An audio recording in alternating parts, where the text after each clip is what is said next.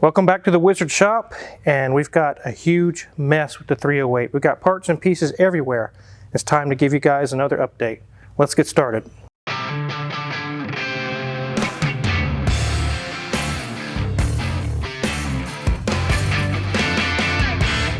So I've got lots of parts off the engine, and being that I've got a lot of parts off, I've made some decisions. Let me show you guys where I'm at on this. So I've got a lot of the gasket area cleaned up to put the valve covers and the intakes back on. I still got a little bit of cleaning to do on the forward head, but I verified the timing marks and the timing belts and everything lines up beautifully.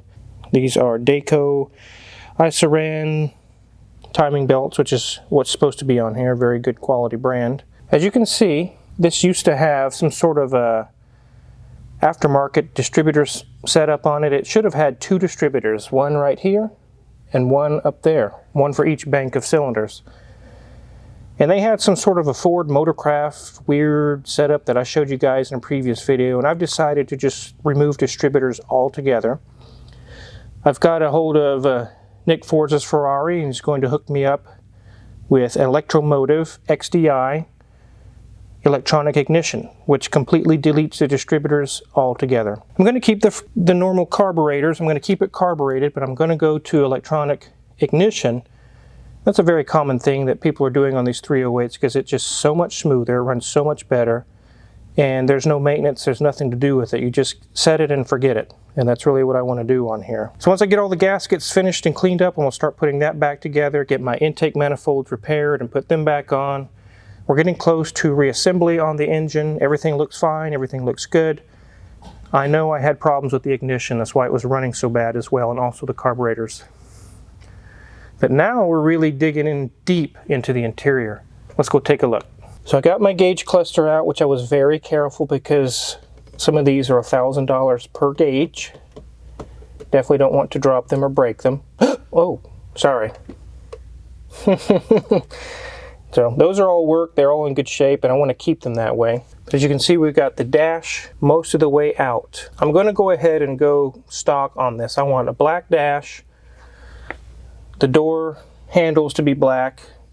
It's kind of the way they're supposed to be, and I have the correct fuse box cover and the radio faceplate and all those things to go back on here. I want it to look like a 308 in here. I'm also going to be taking the headliner down and having it redone.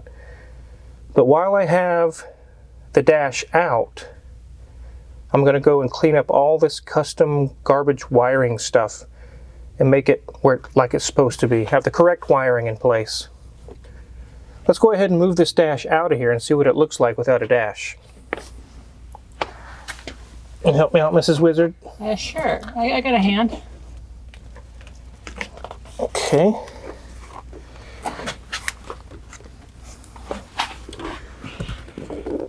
So this was customized sometime in the 80s, this brown vinyl. I'm going to have Low End Upholstery here in Newton basically just rip all this stuff off and go back with nice black vinyl. Some guys say you should go back leather, but the leather shrinks and it has trouble over when it gets aged. Vinyl is the way to go. So this will be black, and also the hood that goes here will be black. But let me set this aside and let's look at all the wiring. One of the first things I'm going to do is replace the very problematic original stock fuse boxes, or fuse blocks I should say.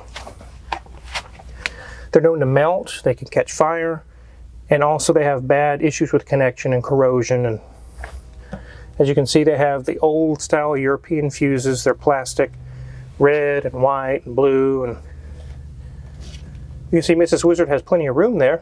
I do. Without the seats in here, I've got a lot of leg room. You know, I'm 5'9", and so, you know, I need some space. Yep.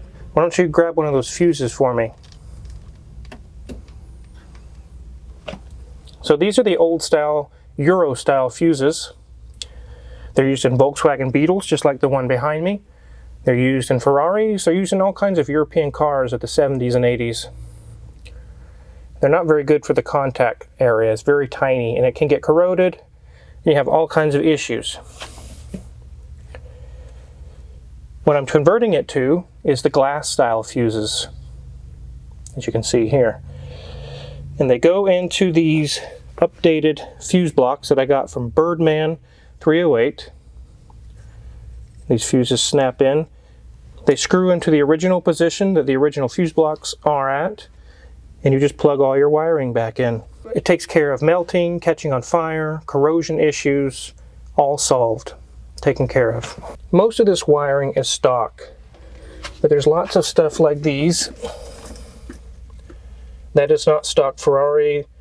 To me, in my mind, that's garbage, and it's going in the trash. That has no business being in a Ferrari. This tangled up mess here. They went to some control module or trip computer or something. That's going in the trash. There'll probably be a good 10 pounds of wiring I'll pull out of here that goes in the trash. Another thing I'll do while I'm here is I'll take care of this foam seal. That's a problem on these, that the seal gives out. And then your heat just leaks out under the dash instead of coming up and out. I'll put an all new foam seal there and also around these. Take care of that and clean everything up. Get the dash reupholstered and put it back in. I don't think you need to worry about turning left and right now, Lizard. Nope. The horns don't work. So sorry. So I've got the pillars out, the pillar covers. There's a couple of rivets that need to come out that we're barely even holding. What you have to do is punch the center out to get the center steel core out.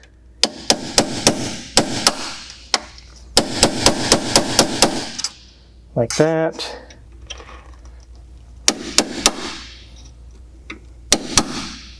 There we go, that one's out. You just need to get it deep enough so you can drill the aluminum head of it off.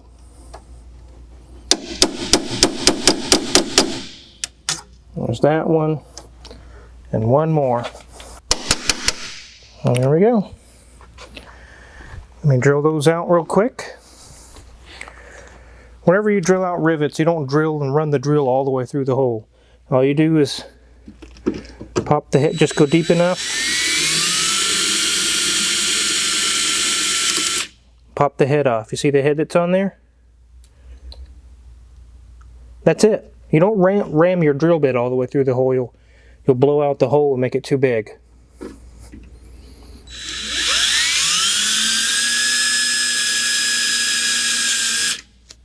Once the little head pops off, you're done. You stop.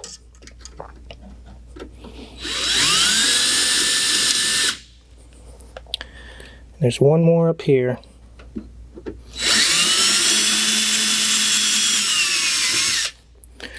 And I'll tap those out with the punch.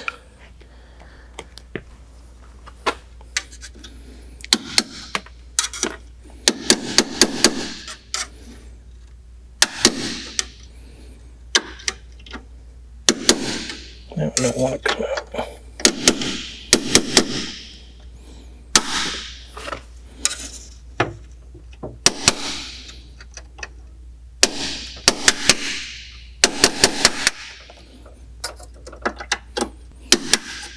So I got all the rivets drilled out, I got the pillars out, now I got the rivets drilled out of the headliner.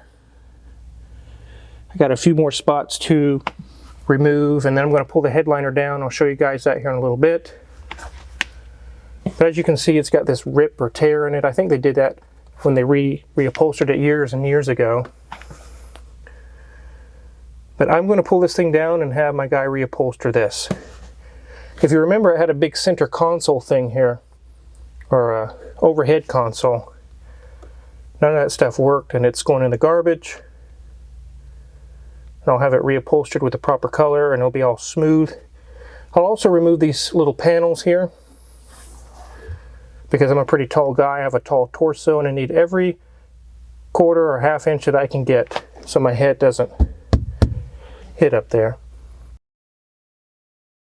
So it's been a little bit of a wait, but we finally got a lot of things refinished, and some stuff is back from Low End Upholstery. They did an excellent, excellent job.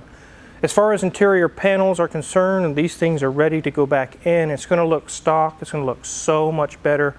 So here we have some of the pillars. This is the center console, some rear wings by the headliner.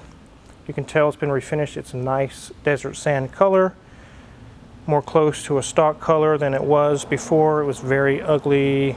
I don't even know what you call it. It looked like oatmeal. Here's our sun visors, all the pillars. Turned out very, very nice. Refinished the color and the leather on them. The steering wheel was also refinished. It was an ugly brown leather that was looking kind of rough, and now it's nice, true black, smooth leather. Very, very nice. Very happy with that. And here the door panels were also refinished away from that ugly oatmeal color, and now it's desert sand. I will have to scrub the carpet, but I'm going to keep the original carpet there so it's all intact like it was. I will continue to use these custom speaker setups. That'll be nice to have a nice stereo sound in there. But the refinishing was done just to save what I had and get the correct coloring. But the ugly brown, the poop brown color that it had, I really didn't like that. So on the armrest right here, a low-end upholstery just completely pulled off all the material, started from scratch, and put correct black on it. It turned out very, very nice. Additionally, they also recovered the entire dash for me. Here's the hood, which goes here, and the rest of the entire dash. They did a very, very good job. It looks correct now. It's black like it's supposed to be. No longer the ugly brown. Also the steering wheel underneath cover goes under there. This part of it was reupholstered. And you guys remember when I removed the headliner, it had two ugly brown strips and it had that nasty center console down the middle, and it just looked really bad. I wanted to go with a woven fabric because that's what originally was on these, was a woven type of a sand colored fabric, and they really hooked me up on this. Take a look, guys. So you can see it's a really nice tweed, kind of a canvas woven fabric. It looks very, very nice. I'm very happy with what they did. I do all my upholstery when customers bring in a car and they said, do you know anybody that can recover the seat or recover the dash or do this or that? I always use low-end upholstery here in Newton. And as you can see, they do excellent, excellent work. So now the work begins to put all these pieces back in. But first I got to fix some wiring and take care of some wiring. Let's go take a look.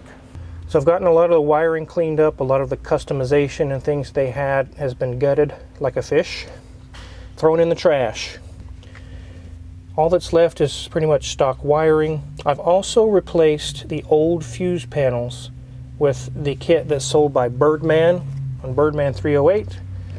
So it now uses glass fuses, which are much more safer, instead of the old blue and red plastic Euro style fuses, which can melt and cause issues. Those are a thing of the past in this car. No longer has those. Nice glass fuses. I've got to clean up a little bit more wiring, and then comes the reassembly of the entire interior. It's going to look really nice in here, guys. I do need to get the center console right here refinished. I will get that out and get that done. That is the last piece. But I wanted to take care of some wiring and things before I pulled it out. Take care of all that stuff. So this is one of those instances where it's kind of scary to have a customer come in. Luckily this is my car.